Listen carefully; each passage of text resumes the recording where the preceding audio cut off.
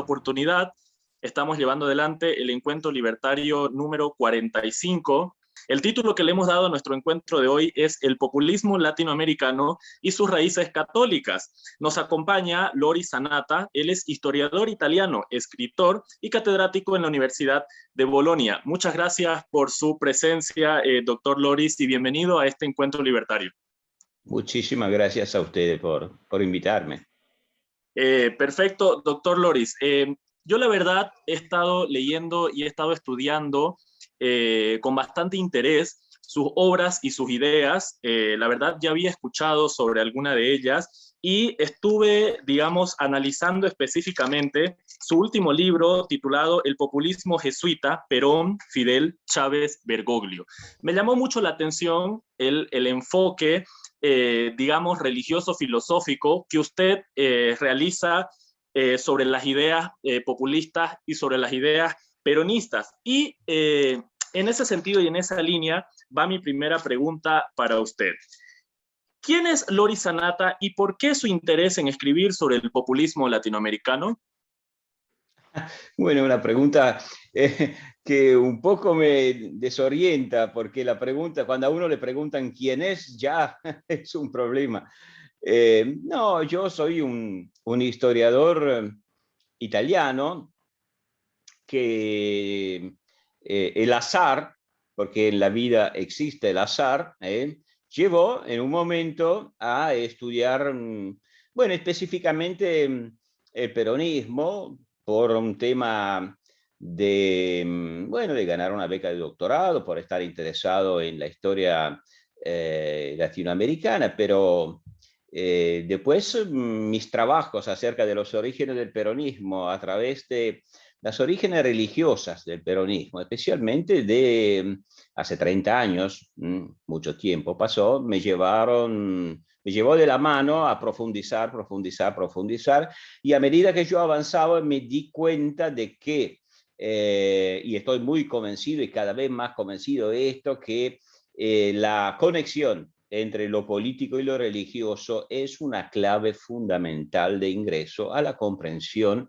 de los códigos profundos de la historia contemporánea. Y con el tiempo, el interés limitado a un estudio de caso como podía ser el peronismo, al que le dediqué todos mis primeros libros, se amplió hasta representar hoy una propuesta. Uno puede apreciarla, no apreciarla, criticarla como corresponde, pero una propuesta de interpretación del populismo latinoamericano, del populismo tout court, a través de la clave del populismo. Eso es, en pocas palabras, mi trayectoria. No tendría mucho más para decir al respecto, tampoco es tan interesante. Le agradezco, doctor Loris. Y claro, yo le explico el porqué de mi pregunta inicial. Nosotros somos una plataforma cuya audiencia y cuyo público es mayoritariamente juvenil latinoamericana. Por supuesto, un mayor público en México y en Centroamérica y también un poco en Sudamérica. Entonces, cuando yo entrevisto a un académico y cuando yo tengo la oportunidad de conversar con un pensador europeo, siempre inicio con una pregunta, digamos, bibliográfica para Perfecto. que nuestro público se contextualice un poquito, nuestro público juvenil. La segunda pregunta es, querido doctor, son conocidos los análisis económicos y doctrinarios del peronismo, pero pocos han estudiado sus raíces religiosas o filosóficas. ¿A qué se debe esta carencia de, digamos, de un abordaje religioso en esta corriente? Uy, me gustaría tener una respuesta. No estoy seguro tenerla, pero es un hecho. Y no es solamente el peronismo en realidad. Yo diría que en toda la historiografía latinoamericana, y yo diría que también en la historiografía sobre Latinoamérica, desde las universidades, tanto europeas como norteamericanas, siempre prevaleció un enfoque de tipo estructuralista en sus diferentes vertientes, que podía ser marxista o neomarxista o simplemente estructuralista según la escuela de Prebisch o de otros autores muy relevantes. Y la idea un poquito es la idea de que para entender la historia hay que partir de las estructuras, de las clases sociales, de los medios de producción, de las etapas del desarrollo del feudalismo al capitalismo, al socialismo, etcétera, etcétera. A mí la verdad nunca me convenció y debo decir que en la historiografía europea e italiana sobre los fenómenos populistas, porque hoy se lo puede estudiar desde la perspectiva del populismo, sea los fascismos o los comunismos de entreguerras, se desarrolló cada vez más, y lo mismo pasa en la literatura mundial sobre el populismo, se desarrolló cada vez más en los últimos 20 años, yo diría, un enfoque que para simplificar llamaría de tipo culturalista.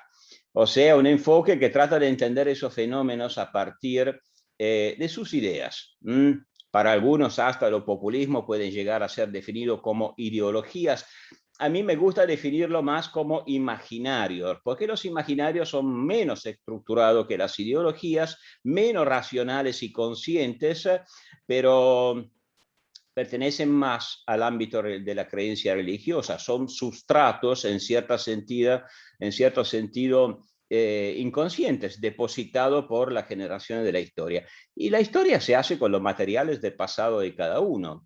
Y por lo tanto, por eso es tan importante tratar de entender los fenómenos políticos, los fenómenos institucionales, no solamente en términos estrictamente contemporáneos o de estructura de clases, como decía, o de medio de producción, sino que es muy relevante ir buscando los imaginarios sociales que están en la base, en el humus de esos fenómenos. De ahí mi intento de estudiar los populismos a partir de las raíces religiosas de Latinoamérica, que, bueno, para un italiano es un poco más fácil que para un anglosajón, pues yo sé como italiano lo que significa una larga tradición de cristiandad, la contrarreforma, el orden corporativo, el concepto orgánico de la sociedad, etcétera, etcétera, etcétera.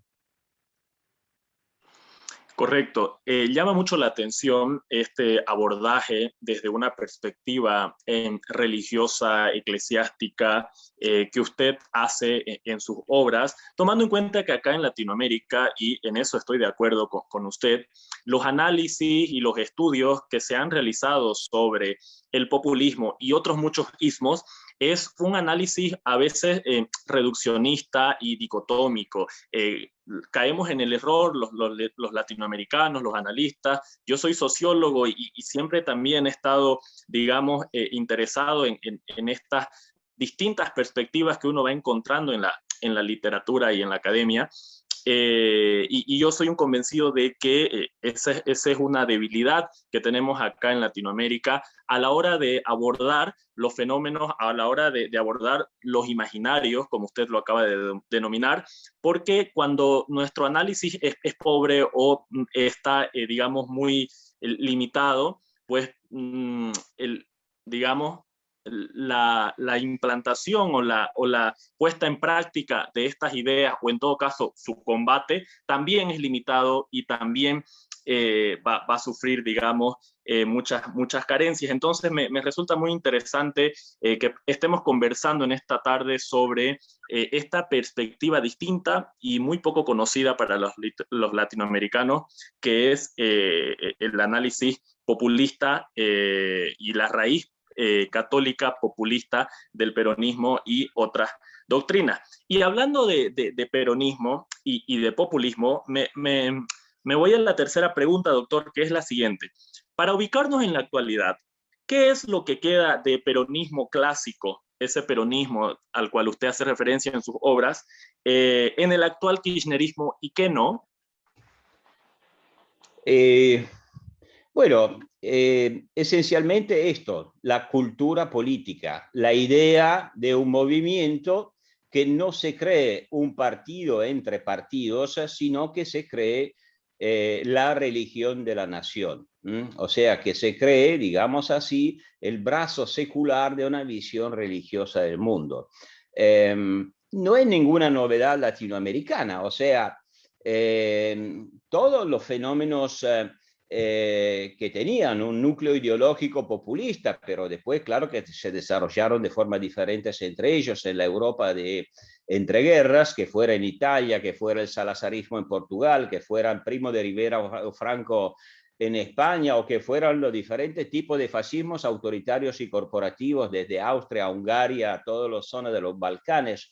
O lo mismo como pasó en cierta medida en la misma Latinoamérica, pues en los años 30 fenómenos como el nacimiento del régimen del Partido Revolucionario Mexicano entonces, que después se volvería PRI, que es típico, un típico régimen de tipo corporativo que piensa representar toda la nación, todo el pueblo.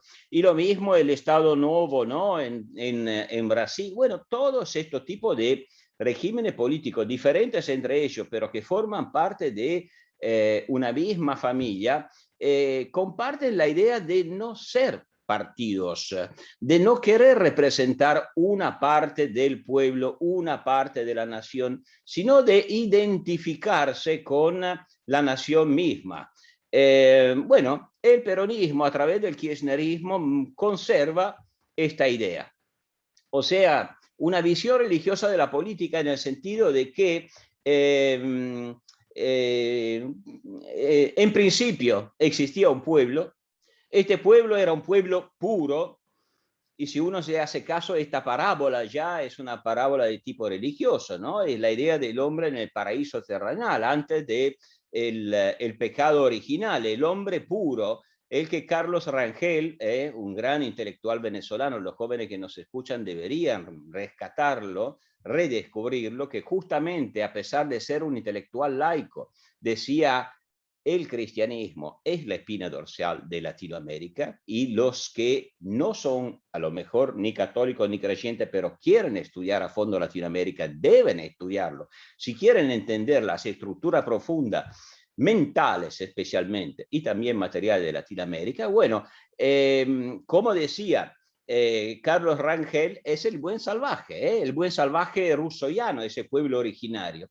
¿Y cuál es la parábola del populismo, del peronismo, acerca del cual me preguntaste, pero también los otros populismos? Y la idea es que, bueno, este pueblo fue echado del paraíso terrenal, o sea, ingresó a la historia. Y la historia es pecado, pues la historia es conflicto, la historia es imperfección, la historia es caducidad. Bueno, el pueblo mítico, uso una expresión de Papa Francisco, el pueblo mítico, un pueblo mancomunado por la cristiandad finalmente, al ingresar a la historia se corrompe, porque la historia corrompe, la mundanidad corrompe. Y por lo tanto, al ingresar en la historia, una parte de ese pueblo mítico se separa y se vuelve una clase colonial, o sea, una clase que puede ser una clase media, puede ser una burguesía, puede ser una élite, puede ser un conjunto de libres pensadores que simplemente son cosmopolitas, secularizados. Bueno, la idea es que esta parte del pueblo que se separa del pueblo originario, del pueblo puro, es la élite corrupta. Bueno, esta visión es una visión típicamente religiosa, porque la idea es entonces que el juego político no es un juego entre muchos actores todos legítimos. La lucha política es una guerra de religión entre un pueblo puro que conserva su raíz cristiana de los orígenes y una élite corrupta que está penetrada por las ideas enemigas de ese pueblo, más por las ideas nacidas en el mundo protestante que fueron la causa de la corrupción de ese pueblo originario, y por lo tanto la lucha política es una lucha entre el bien y el mal, nosotros y ellos, el pueblo y el antipueblo, la nación y la antinación. Y en una lucha de ese tipo no hay mediación institucional posible, porque el contrato social no es un contrato racional regulado por la ley, sino que es una lucha entre entidades naturales, un pueblo que conserva la identidad y una élite que perdió esa identidad, la traicionó y lucha en realidad como caballo de Troya de los enemigos. Bueno, esto que estoy diciendo permanece en gran parte del kirchnerismo. Es una idea no compatible con una democracia de tipo representativa, porque postula que algunos son legítimos y otros no son legítimos, pero la encontramos tal cual en todos los fenómenos populistas, tanto europeos del pasado como latinoamericanos del pasado y del presente. Interesante esa visión, doctor Loris. Yo le confieso, estoy acá maravillado al poder conocer una perspectiva, y repito, tan distinta y tan fuera de lo común. Cuando digo de lo común, me refiero a lo que estamos acostumbrados los académicos y los estudiantes latinoamericanos, que son otro tipo de abordajes, y le agradezco mucho. Para los que se están conectando, les doy la bienvenida. Estamos en el Encuentro Libertario número 45, entrevistando al doctor Loris Sanata. Él es italiano, historiador y catedrático en la Universidad de Bolonia. Estamos abordando en esta tarde el populismo latinoamericano y sus raíces católicas. Y la siguiente pregunta que tengo para el doctor Loris es esta de acá. En su último libro, El populismo jesuita, usted relaciona a Perón y a Fidel Castro, pero hay quienes consideran que son figuras antagónicas, ya que Perón era anticomunista y tuvo ciertas cercanías con Pinochet, y Castro, en cambio, un marxista a ultranza. ¿Qué puede decir al respecto? Que no hay que quedarse en las superficies de los fenómenos históricos. Los historiadores tienen que ir buscando las raíces de los fenómenos, lo que más importa de los fenómenos. Bueno, en términos empíricos, o sea, en términos efectivos de históricos, en realidad el mismo Perón y Fidel Castro siempre mantuvieron buenas relaciones, buenas relaciones. El mismo Fidel Castro lo invitó a Juan Domingo Perón, que estaba exilado en España, a mudarse a Cuba. O sea que lo invitó muchas veces. Y pocos saben que las primeras actividades públicas del joven Fidel Castro, cuando en el 48 fue a Bogotá para la anticumbre, se diría hoy, ¿no? En el momento en que nacía la Organización de Estados Americanos, y fue financiado por el gobierno de Perón, porque en ese momento la tercera posición de Perón era una tercera posición de tipo católico falangista. Y Castro nace en ese mundo.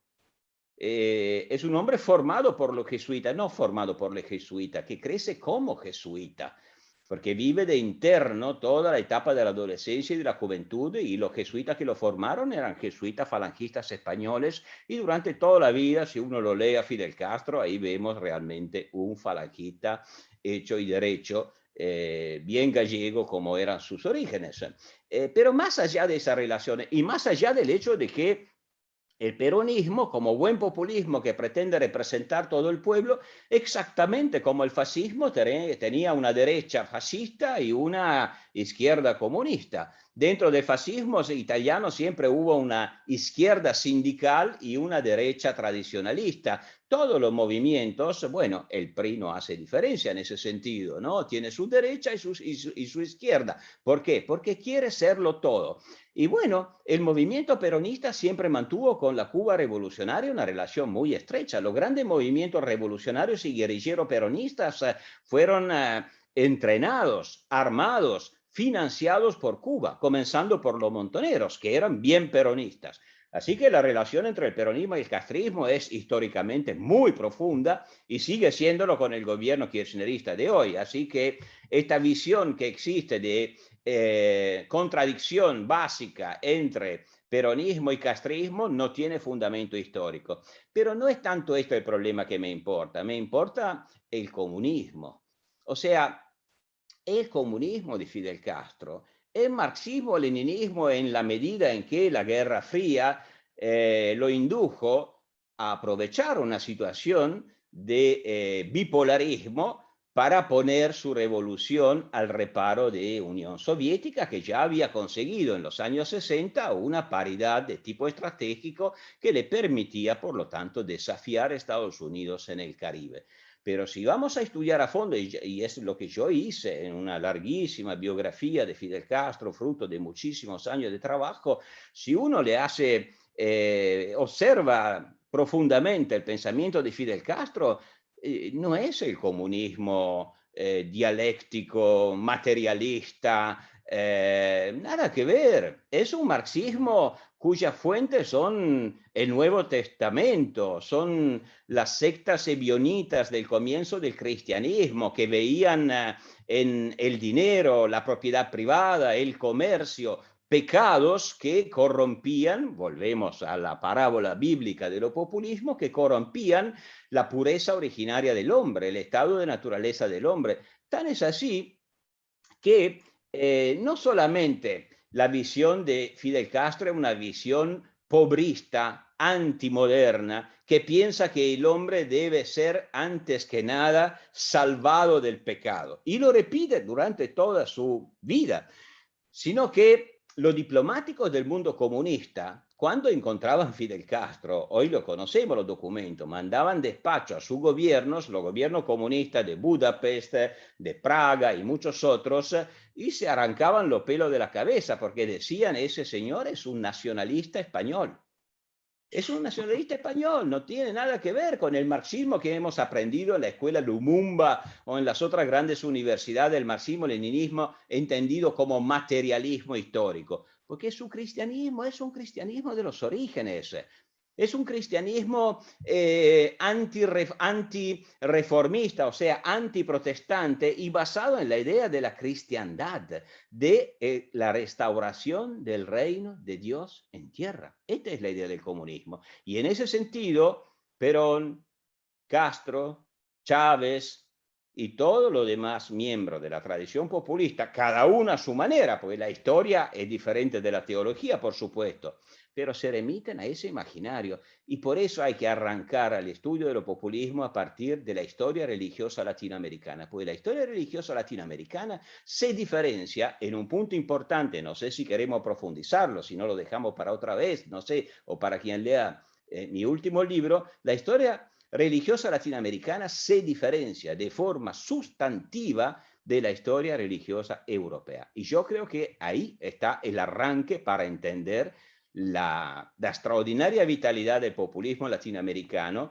y, en referencia a esto, la, digamos, mayor debilidad, no la ausencia, pues Europa también tiene una tradición populista, pero la mayor ausencia del populismo en la Europa y especialmente en la Europa anglosajona y protestante. Estamos hablando de populismo con el doctor Loris Sanata y él nos está haciendo un interesante viaje en el tiempo. Acaba de comentarnos y compartirnos un poco sobre su perspectiva y su enfoque respecto a Castro y respecto a Perón. Si bien es cierto, ni Castro ni Perón gobiernan actualmente en Latinoamérica, sus sucesores y sus discípulos continúan en el poder, tanto en el extremo sur como allá en la isla cubana, y eso por supuesto que define y establece las pautas para la coyuntura actual de los gobiernos progresistas populistas de la región. Y hablando de la región y de nuestro contexto, la siguiente pregunta para el doctor Loris es, ¿qué elementos en común encuentra usted entre los populismos de derecha y de izquierda, digamos que encarnados en las figuras polémicas de Maduro y Bolsonaro, y que, repito, ambos son tildados de populistas por gran parte de los pensadores y de la media? A ver, yo en mis trabajos sobre el populismo, lo de ahora y lo del pasado, no suelo utilizar estas categorías de derecha e izquierda, no porque no existan, pero yo veo las categorías de derecha e izquierda como, digamos, símbolos o, no sé, como simbolizaciones de espacios políticos dentro de un sistema constitucional y representativo. O sea, en un sistema donde uno se define de derecha porque reconoce que existe una izquierda legítima o uno se define de izquierda porque reconoce que hay una derecha legítima. O sea, que hay aceptación por parte de todos de reglas del juego común. En cambio, en lo populismo no es así, porque como dije, los populismos reflejan el espíritu de una guerra de religión, de un pueblo puro y mítico de los orígenes contra una oligarquía antipopular que ha sido corrompida por los enemigos de la identidad de la nación. Y por lo tanto es un juego de exclusión, es una grieta, como se dice en la Argentina, muy difícil de llenar. En ese sentido, todos los populismos, sea aquellos que son llamados de derecha, como los otros que son llamados de izquierda, tienen algo en común. Y es la idea precisamente del pueblo mítico, es la idea de que su pueblo, es el único pueblo legítimo. Pongamos, bueno, un ejemplo de mi pueblo es el único pueblo legítimo. Cuando Nicolás Maduro pierde las elecciones parlamentarias en Venezuela en el año 2015, uno podría decir, bueno, el pueblo de la Constitución lo derrotó a Maduro, ganó con todo las elecciones parlamentarias. Pero ¿cuál fue la reacción de Maduro? La reacción de Maduro fue de decir, además de clausurar el Congreso, de crear una, o no de clausurar, pero sí de crear una asamblea constituyente paralela, etcétera, etcétera, pero la palabra que dijo fue, volveremos, o no, seguiremos gobernando junto con el pueblo. Es una demostración gráfica, ¿no?, del concepto de pueblo. Pues su pueblo no es el pueblo de la Constitución, no es el pueblo elector, no somos todos. Su pueblo es el pueblo del chavismo. En cuanto al pueblo del chavismo, desde su punto de vista, es ese pueblo natural de los orígenes que ha conservado su pureza sin ser contaminado por el enemigo. Por lo tanto, su pueblo, aunque sea minoría, es el único pueblo legítimo. Bueno, en un contexto diferente, porque claro que la situación brasileña es una situación dentro de todo democrática, ¿no? Con división de poderes, pluripartidismo, etcétera. Pero cuando Bolsonaro habla de su pueblo, cuando Trump habla de su pueblo, y podría ser muchos ejemplos europeos, ¿no? Cuando hablan de su pueblo, también piensan que su pueblo no es el pueblo de la Constitución. No es un pueblo definido en términos racionales de titular de derechos, o sea, el pueblo somos todos. O sea, hablan de un pueblo que es un pueblo natural, como dice Bolsonaro, Deus acima de todo. O sea, es un pueblo de Dios también, como el de Maduro. Claro, no son los pobres de las barriadas o de los ranchos de Caracas, como en el caso de Maduro, ¿no? Es la clase media que él llama la gente de bien, o sea, el ciudadano de bien. O sea, que es un pueblo mítico también, es un pueblo que se define por una moralidad superior, por un tradicionalismo moralista, por una visión del mundo excluyente finalmente. O sea, hasta aquí todos los populismos se parecen. Su pueblo es el único pueblo legítimo porque encarna una identidad originaria. O sea que son antiliberales todos. En el concepto liberal no existe una tribu superior a las demás. No existen tribus directamente. Ahora, claro que uno después puede definirlo de derecha o de izquierda porque algunos piensan representar a los pobres y otros piensan representar a la gente acomodada. Pero la verdad no es esto. El clivaje de los populismos es de tipo moral. Trump no es un hombre que podemos decir que se basa en un clivaje exclusivamente de tipo socioeconómico. No, generalmente los grandes enemigos de los populistas, que sean, entre comillas, de derecha o que sean, entre comillas, de izquierda, los grandes enemigos son los sin Dios y sin patria. O sea, todos aquellos que desde el punto de vista de los populismos son cosmopolitas, o sea, no piensan que exista un pueblo, una cultura fijo en el tiempo, una tribu a la cual debemos obediencia. Todos aquellos que no piensan que el individuo debe ser sometido a la colectividad, aunque quiera esa colectividad, como todos amamos el lugar donde nacimos, la familia, lo que sea. Y la segunda causa de enemistad es el secularismo. O sea, el populismo, aunque sin ser directamente religioso, como no lo fue en la historia mexicana abiertamente. Los populistas mexicanos son los únicos de la historia del continente que se definieron liberales. que es cosa medio curiosa, ¿no? Heredero de Benito Juárez. Escuché que López Obrador también se definió en una entrevista a El País a sí mismo liberal, y es un caso muy típico mexicano esto, pero en realidad los populismos se transforman en religiones políticas, sacralizan su visión del mundo, su idea del pueblo, su identidad de la patria. Y por lo tanto, ven de malos ojos todos aquellos que son secularizados, o sea, que piensan que la política es una esfera separada de lo religioso, y lo político no debe ser confundido con lo sagrado, con lo sacralizado. Y en cambio, no. En cambio, bueno, el nacionalismo mexicano se transformó en una nueva religión civil, el chavismo en una religión casi obligatoria, el peronismo en la religión de la patria, etcétera, etcétera, etcétera. El priismo, el chavismo, el peronismo, el bolsonarismo con su mantra Deus acima de todos, Brasil acima de todo, definitivamente tienen muchos puntos en común, que son los que estamos abordando en esta tarde con los brillantes aportes del doctor Loris Sanata. Esto me lleva a la siguiente pregunta. En sus obras, usted sostiene de que el catolicismo, en su esencia, es antiliberal, pero hoy en día conocemos y vemos la existencia y vigencia de corrientes católicas liberales hispanas, como la de Juan de Mariana en España o la de Francisco Marroquín en Guatemala. ¿Qué puede decir sobre esto?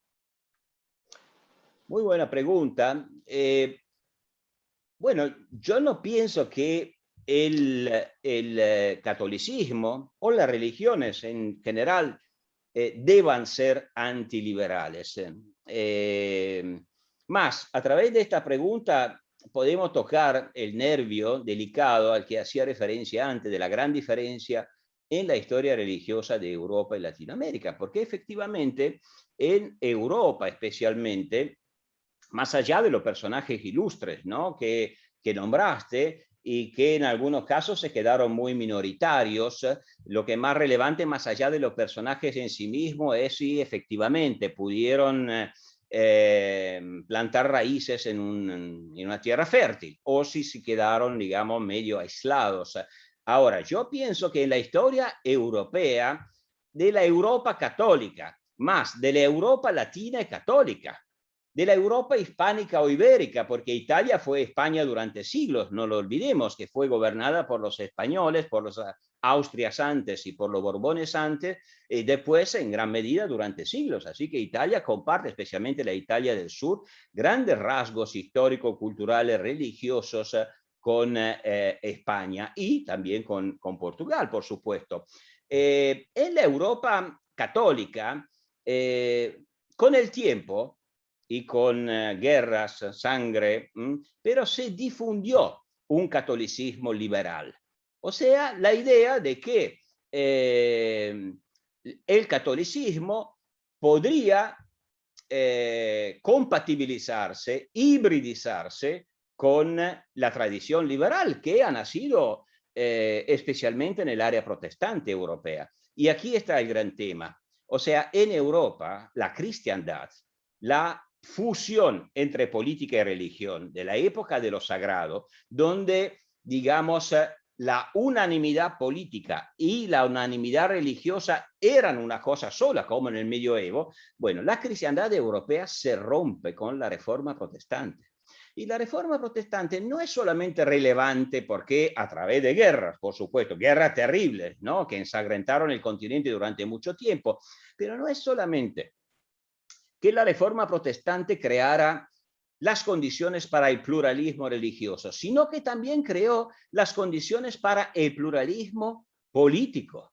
Porque claro que en Europa se crearon estados protestantes y estados católicos, y dentro de los estados protestantes, hasta el protestantismo dividido en muchas confesiones diferentes, estados con diferentes confesiones. Ahora, el pluralismo político, hay estudios extraordinarios al respecto. Le aconsejo a los alumnos, si están estudiando, si son jóvenes que estudian, que nos están escuchando, a los jóvenes en general que lean, por ejemplo, los trabajos de Joan Mokyr, un gran historiador que estudia el nacimiento de la cultura del crecimiento.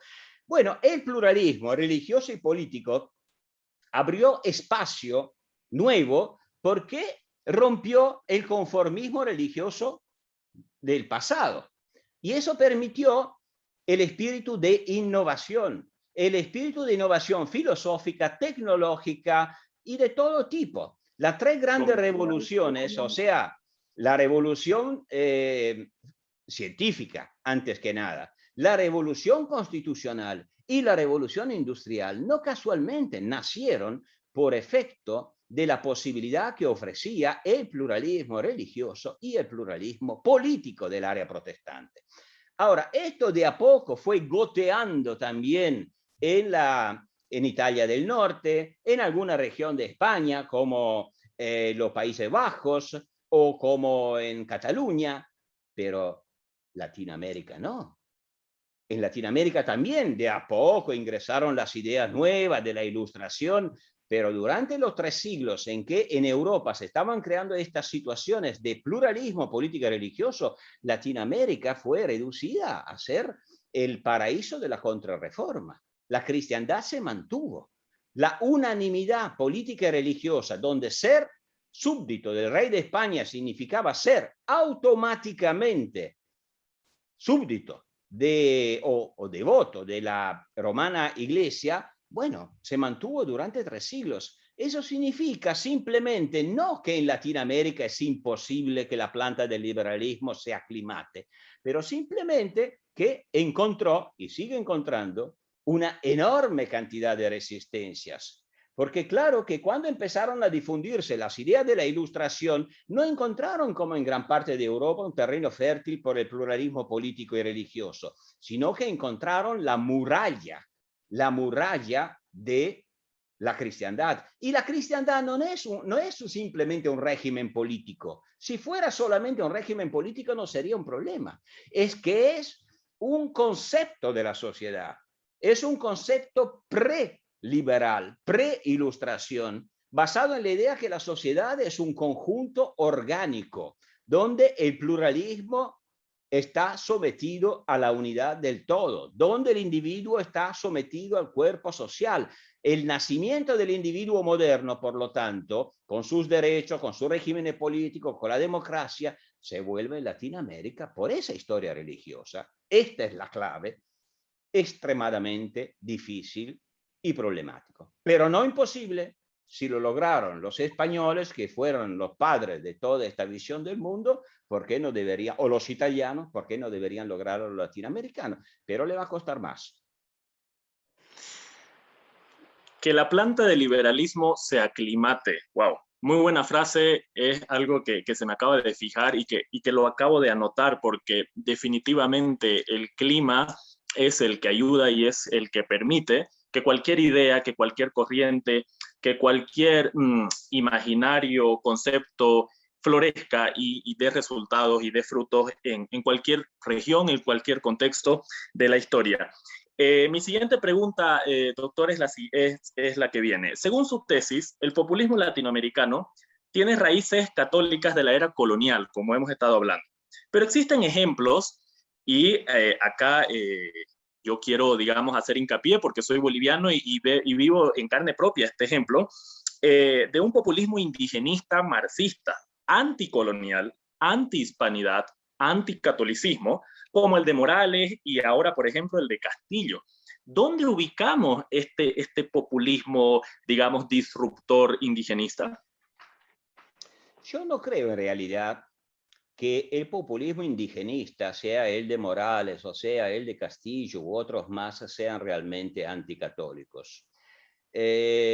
O sea, pueden serlo en la retórica, en el redescubrimiento de raíces más antiguas, Pero en realidad, si uno se fija, los grandes intelectuales o los más profundos intelectuales de estos movimientos vienen de la historia de la teología de la liberación o de la teología del pueblo. Y muchos de esos líderes también tienen influencia de ese tipo directo. Ahora, uno dice, bueno, pero son católicos, pero en realidad combaten la conquista española en nombre de raíces más antiguas. Bueno, pero esto también forma parte de la elaboración intelectual del catolicismo europeo, del catolicismo latinoamericano, el cual catolicismo latinoamericano, no olvidemos que desde hace por lo menos medio siglo está predicando la evangelización de la cultura o la inculturación del evangelio. O sea que está cada vez más buscando digamos, para rescatar este pueblo puro de las orígenes, al que ya hice referencia varias veces, está buscando cada vez más raíces más lejanas en la historia. De ahí el redescubrimiento por parte de la Iglesia Católica o de algunos sectores de la Iglesia Católica de las culturas precolombinas o de la experiencia, por ejemplo, de las reducciones jesuíticas en el Paraguay en el siglo XVII y XVIII, ¿no? O el Amazonas, por ejemplo, ¿no? O sea, las etnias amazónicas. O sea que a medida que avanza la secularización, a medida que avanza la modernización, la Iglesia Católica o los líderes, en cierta medida, que han sido influenciados por esa corriente de la tradición católica, que por otra parte es la impersonada por el mismo pontífice reinante en ese momento, van redescubriendo o reinventando identidades. Desde la perspectiva de la Iglesia Católica y de la inculturación del Evangelio, no existe ninguna contradicción entre redescubrir las religiones prehispánicas y la evangelización, porque en realidad se mezclan.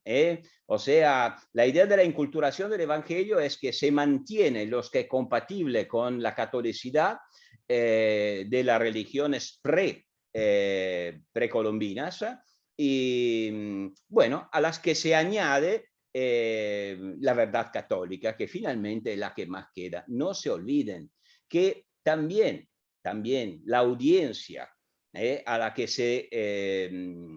que habla Evo Morales o a la que habla Castillo no son los incas de hace 500 años. Han vivido siglos de evangelización católica. Y muchas veces en realidad sus líderes, desde su punto de vista, bueno, le recuerdan la parábola del Éxodo, o sea, la liberación del pueblo judío de la esclavitud en Egipto.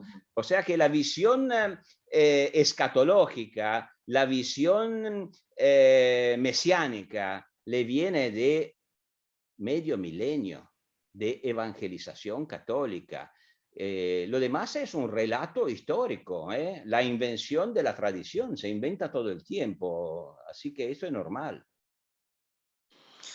Concuerdo plenamente con usted, doctor, cuando dice de que la narrativa de la liberación del pueblo oprimido tiene, por supuesto, un matiz religioso, aunque acá en Bolivia, disfrazada, por supuesto, de un liderazgo indigenista. Acá Evo Morales todo el tiempo hace referencia a Tupac Katari, a Tupac Amaru y a otros grandes líderes, digamos, del pueblo y del buen salvaje y del pueblo originario que se encontraba acá muy feliz, muy contento, muy libre, muy igual, hasta que llega el opresor europeo con los inventos perversos de la propiedad privada y digamos, de la república y etcétera. Y es por eso, además, que Morales lleva 14 años con un discurso y con una narrativa antirrepública al punto de que se consolida la refundación de Bolivia y se le quita el nombre de república y ahora nos llamamos Estado Plurinacional de Bolivia, es decir, totalmente ajenos y totalmente apartados de cualquier noción de república y de cualquier noción, por supuesto, de democracia liberal. Entonces, es un laboratorio y un experimento interesante el que se ha gestado acá en Bolivia y que de cierto modo está, digamos, avanzando hacia los vecinos. Los chilenos están redactando una nueva constitución y la palabra plurinacional y los derechos mapuches y los derechos indigenistas están en boga. Lo propio en Perú y, digamos, en otros vecinos andinos que están queriendo, lamentablemente, cursar y transitar este mismo camino. Eso me lleva a la siguiente pregunta, doctor, y ya para ir llegando al final de nuestra entrevista. Estamos en un programa de México Libertario y por supuesto quisiera que hablemos también del contexto mexicano. Usted ha estado mencionando en alguna de sus respuestas el ejemplo priista y el ejemplo, por supuesto, del populismo mexicano. Y mi pregunta dice, en México gobierna actualmente un católico fervoroso, Andrés Manuel López Obrador, al que al que progresistas tildan de conservador y conservadores tildan de comunista.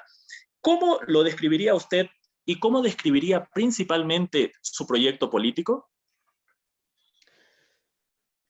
Bueno, proyecto político me cuesta todavía entenderlo, tal vez porque vivimos una época en que la idea misma de proyecto le queda grande un poco a todos, ¿no? O sea, los grandes relatos históricos realmente son muy difíciles para, digamos, defender públicamente. Pero más allá de esto, no sé, a mí en realidad López Obrador, con sus características, con sus peculiaridades, pero con las peculiaridades del contexto mexicano al que un poco hice referencia a lo largo de esta entrevista, pero a mí me parece más de lo mismo. O sea, las características no son tan diferentes de las que venimos analizando acerca del populismo latinoamericano. Más bien me parece un populista clásico bajo muchos aspectos.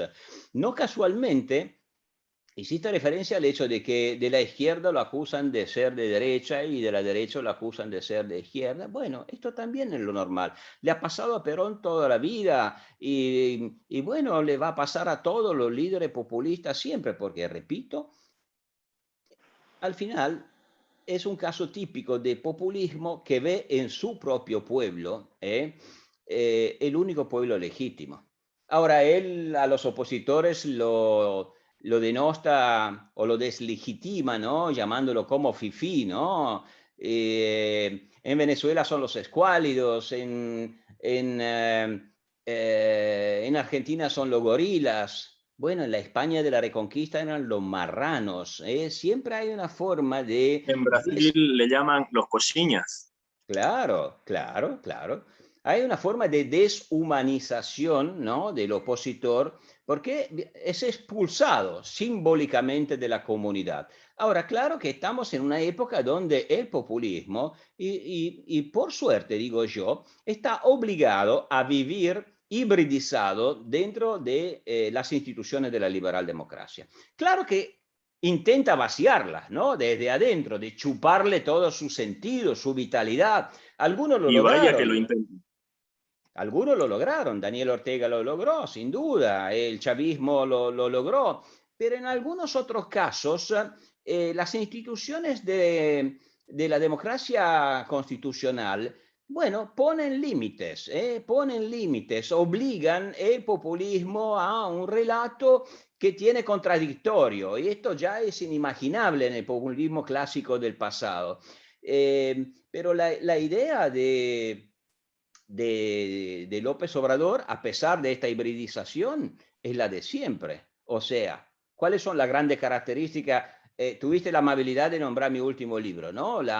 El populismo jesuita. Bueno, las características son siempre las mismas. O sea, un animismo, la idea que el pueblo es uno, el pueblo es uno, porque tiene una cultura, una historia, un destino, es una comunidad orgánica, no pluralista.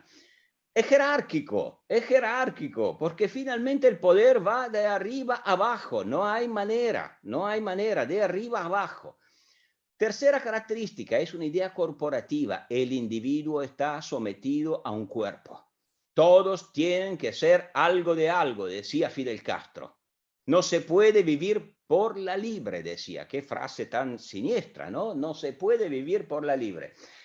Todos tenemos que ser algo de algo. Esta es la comunidad orgánica tradicional, donde cada uno tiene derechos y deberes según el cuerpo al que pertenece. Y López Obrador tiene esa idea, que era la idea del PRI finalmente, ¿no? Y de ahí viene, ¿no? Y además es Remotamente. un expriista, claro, Por un expriista. supuesto, pero la formación es esa. El Estado ético, y lo vemos toda la mañana cuando hace su encuentro con la prensa. ¿Qué es el Estado ético? Es la Sus idea que el mañaneras. Estado tiene ideología. El Estado no es neutral. El Estado tiene una ideología, una religión secular. Y por lo tanto, el Estado tiene que utilizar sus instrumentos para convertir, evangelizar el pueblo. Esos eran los reyes católicos. Y bueno, los populistas son los herederos de los reyes católicos. Y normal que sea así, porque es la historia de la región. Y finalmente, el culto a la pobreza, el culto Claro. el culto al pobre que se transforma en fábrica de pobreza. O sea, el culto al pobre, porque el pobre representa, como decía antes, ese pueblo mítico que vivía en el paraíso terrenal antes que la historia lo corrompiera. Hay una actitud filantrópica, ya que estamos conectados con un público mexicano, el logro filantrópico que ellos conocen bien, ¿no? Y el Estado tiene que cuidar como un menor, como un bebé, como un niño, al pobre, porque el pobre conserva la pureza originaria. Entonces lo tiene que asistir, lo tiene que ayudar, lo tiene que proteger a cambio de su fidelidad, porque finalmente es un fiel de una creencia, no el ciudadano de una república. Eso es López Obrador. Nada nuevo en realidad desde mi punto de vista. Más diría lo más antiguo del mundo. No, pero déjame añadir una cosa. La hago breve. Siempre los grandes líderes populistas tuvieron una ambición universalista, el mito de la patria grande. O sea, querían liderar la unión continental, transformando Continental. su propio modelo en un modelo válido por toda la región. Lo hizo Perón con la tercera posición, lo hizo el castrismo con el socialismo, lo hizo el chavismo con el socialismo del siglo XXI, lo está haciendo López Obrador. Tiene la ambición, con el grupo de Puebla, la CELAC, etcétera, etcétera, de tomar el mando de esa tradición, lo que lo hace especialmente ambicioso. Y no solamente ambicioso, sino que profundamente imperialista, salvando las diferencias conceptuales de imperialismo, porque ¿qué buscaban los imperios, aquellos imperios europeos que se critican tanto y de los que se conoce tanto o se malconoce acá en Sudamérica? Pues la expansión de una cultura, de una nación, de un imaginario, como señala usted, conquistando y controlando las regiones y las fronteras del continente, y lo propio, con su narrativa tan distinta, pero en esencia es lo mismo, busca, por supuesto, Andrés Manuel con esta cruzada que él está intentando liderar por medio de la CELAC, por medio del Grupo de Puebla, y en la cual, al parecer, la izquierda latinoamericana o el populismo latinoamericano ve una esperanza de resurgir ante la ausencia de un Lula en Brasil, ante un kirchnerismo tan debilitado en la Argentina, y un masismo tan, digamos, también carente de legitimidad en Bolivia. Andrés Manuel, con su populismo clásico, viene a ser una esperanza y un posible renacer de este proyecto y de este imaginario. Muy interesante la opinión y la visión que nos está trayendo acá el doctor Loris Sanata respecto al populismo. Y para ir concluyendo, quisiera realizarle la última pregunta, estimado doctor. Y tal vez la que más le interese a nuestro público, un público juvenil libertario. Hay una fuerza liberal / libertaria que está entrando y penetrando con fuerza en Latinoamérica. En el caso argentino, no voy a dar nombres específicos, pero usted seguramente sabrá a quién me refiero.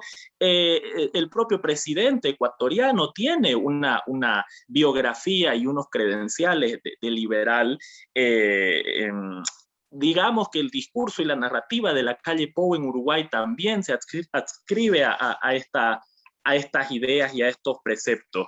Entonces, ¿con qué ojos lo ve usted y en qué se asemeja o diferencia estas ideas libertarias contemporáneas latinoamericanas con aquel liberalismo protestante ilustrado que usted presenta en sus obras y que usted lo ubica como una antítesis del populismo católico?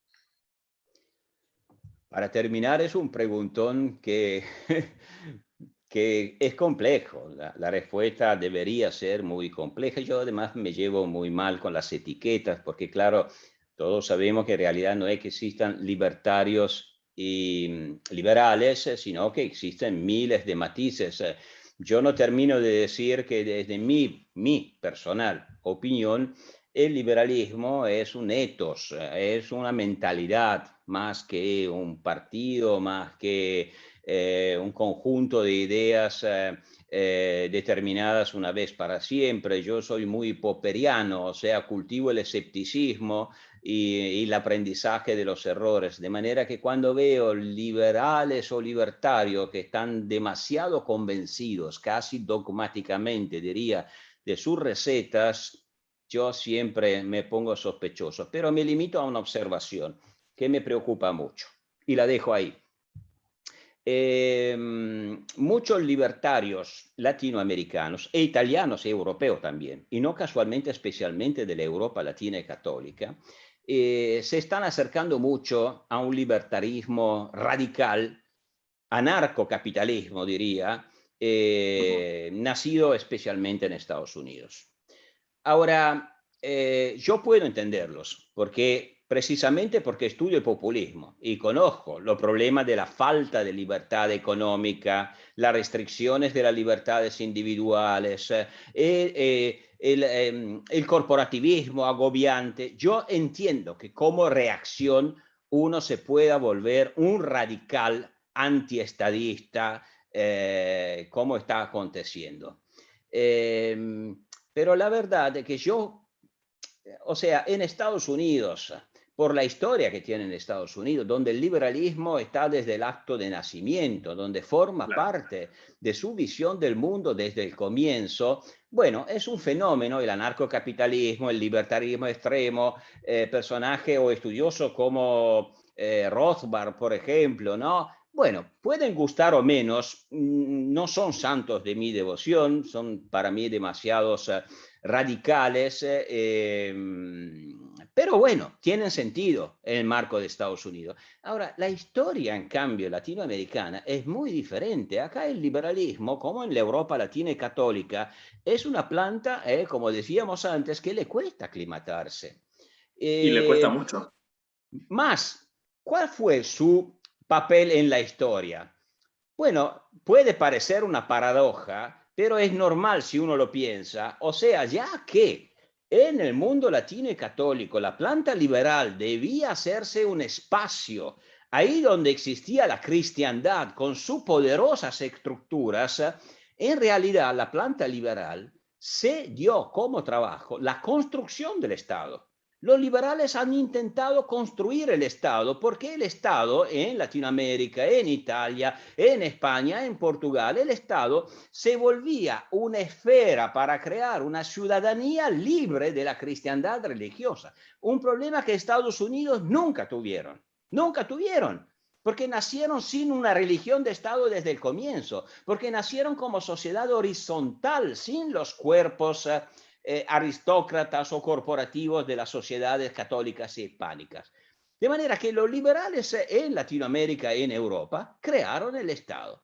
Ahora, claro que el Estado latinoamericano y europeo, latinoamericano más que europeo, es ineficiente, clientelar, opresivo muchas veces, no conserva el Estado de Derecho, pero yo creo que sería mucho más razonable, sensato y también popular por parte de los liberales latinoamericanos proponerse con alianzas políticas flexibles, pragmáticas, proponerse un programa de gobierno donde se propone una seria reforma y achicamiento, por supuesto, achicamiento también del Estado.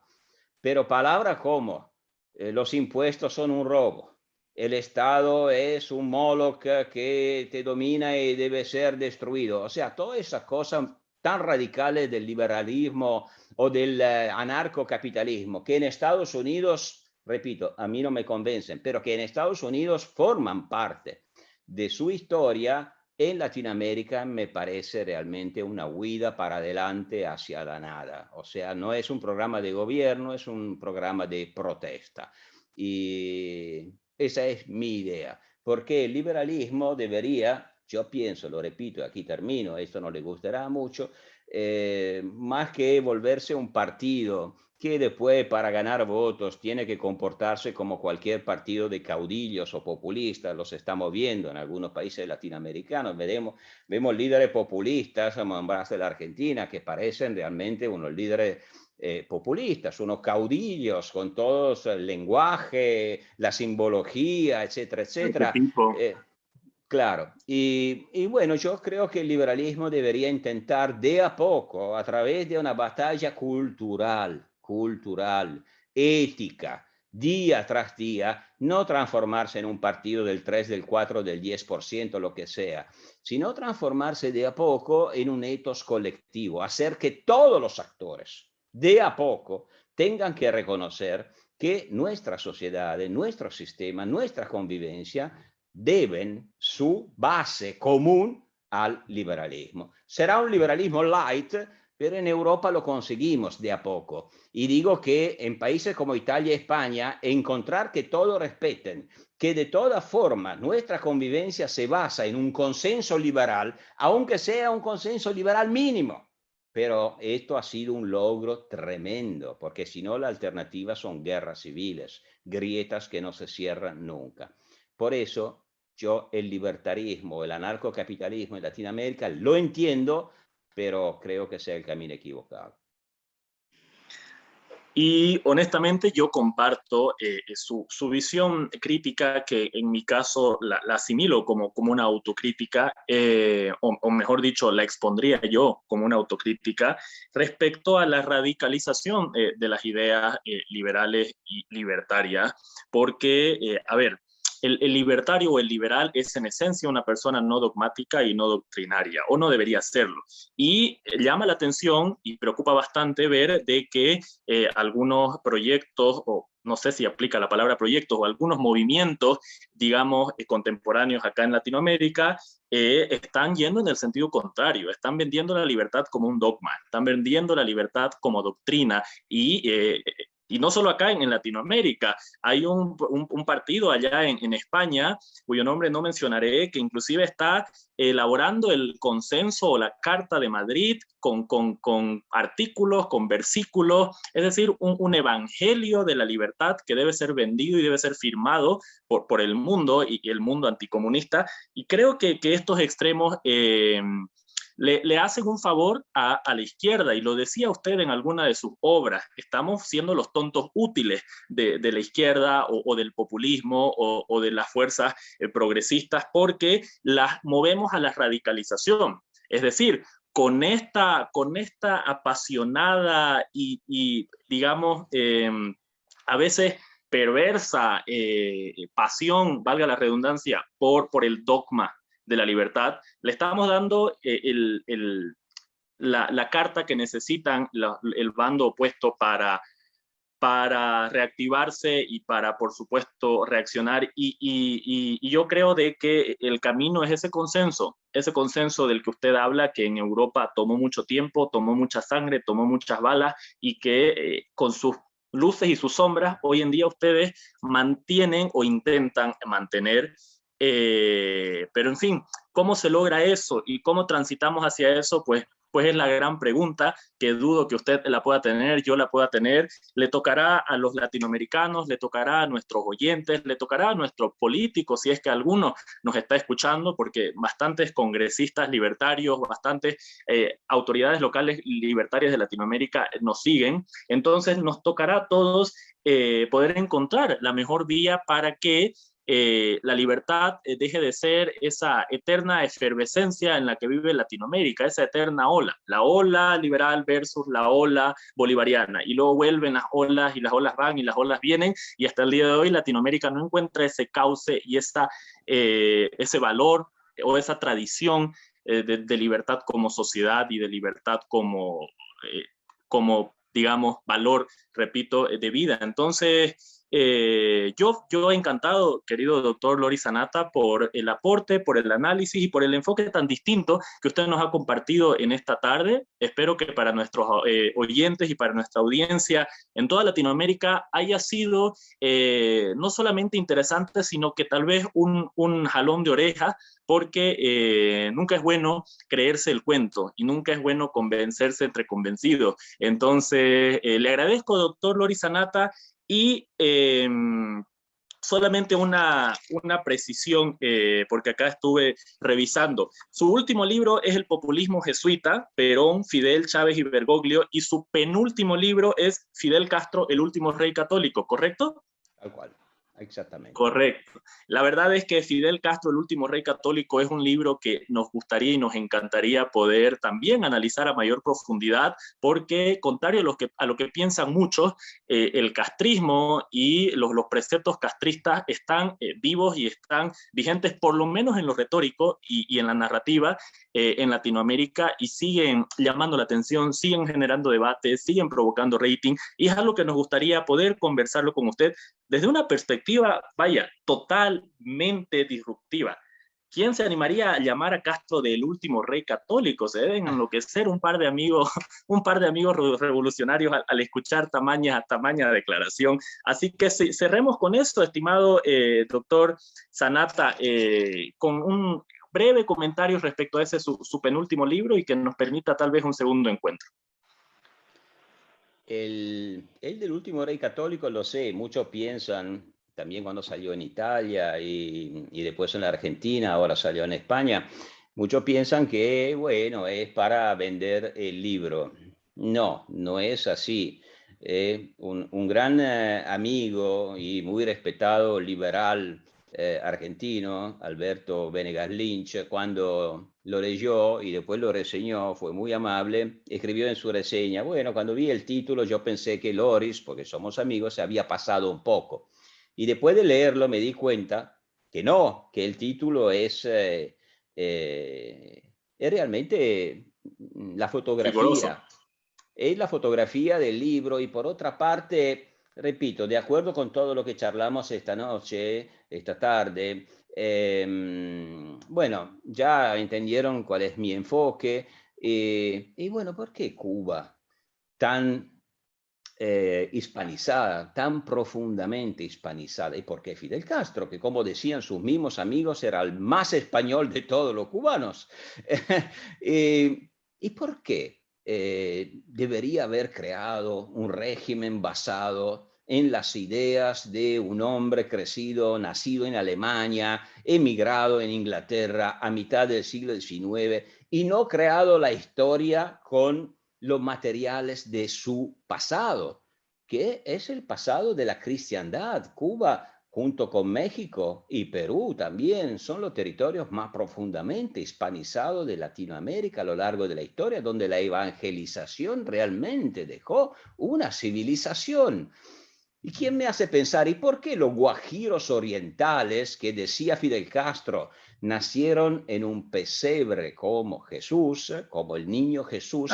¿Por qué deberían haberse vuelto de repente en marxistas-leninistas? Para Leninistas. ellos, Fidel Castro, que bajaba de la sierra con las imaginitas de la Virgen al cuello, con los otros barbudos, bueno, era Cristo.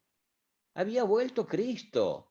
Era El el Domingo de anuncio del Ramos. Evangelio, y de eso se trata, y todas las características de la ideología del régimen. No digo que el marxismo no tenga nada que ver. Claro que la época era esa, que Fidel Castro también intentó volverse un buen marxista, pero uno no se transforma en lo que no puede ser. En Italia, un gran filósofo liberal, en un momento, Benedetto Croce dijo: no nos podemos no decirnos cristianos. O sea, Yo soy liberal. Yo personalmente, por ejemplo, no soy creyente, soy ateo. Pero culturalmente es muy difícil que yo pueda escaparme de un sedimento histórico que viene de siglos, siglos y siglos. Puedo enfrentarme, puedo analizarlo, puedo distanciarme, pero bueno, entonces Cuba no debemos analizarla a través de este prisma de su historia. En realidad, todos los revolucionarios que la leyeron a la luz de un universalismo marxista cumplieron una operación de tipo muy eurocéntrica, de tipo muy imperialista, una vez más. Que la lean Cuba a través de su propia historia y verán los reyes católicos. De eso se trata. Y esa es la invitación que hacemos para el público que nos oye, y con eso llegamos al final de esta entrevista, invitando a nuestro público a que se interiorice un poco más sobre las tesis, las hipótesis, las corrientes y las ideas del doctor Loris Sanata, que de cierto modo abre el debate con una perspectiva distinta a la que estamos acostumbrados. Yo particularmente recomiendo mucho sus últimos dos libros, Fidel Castro, el último rey católico, y El populismo jesuita, porque nos permiten y nos permitirán entender de mejor manera el contexto para abordarlo con mayor rigor. Entonces, muchas gracias, estimado doctor. Le agradezco a Víctor Hugo Becerra también, presidente de México Libertario, y a todos los que nos acompañaron en esta tarde aquí en el Encuentro Libertario número 45. Será hasta una nueva oportunidad, y mis saludos desde acá, desde Bolivia hasta Bolonia, Italia, que entiendo es donde se encuentra el doctor Sanata. Muchísimas gracias, doctor. Muchísimas gracias a usted. Efectivamente, desde Bolonia, Italia. Un gran gusto. Saludos.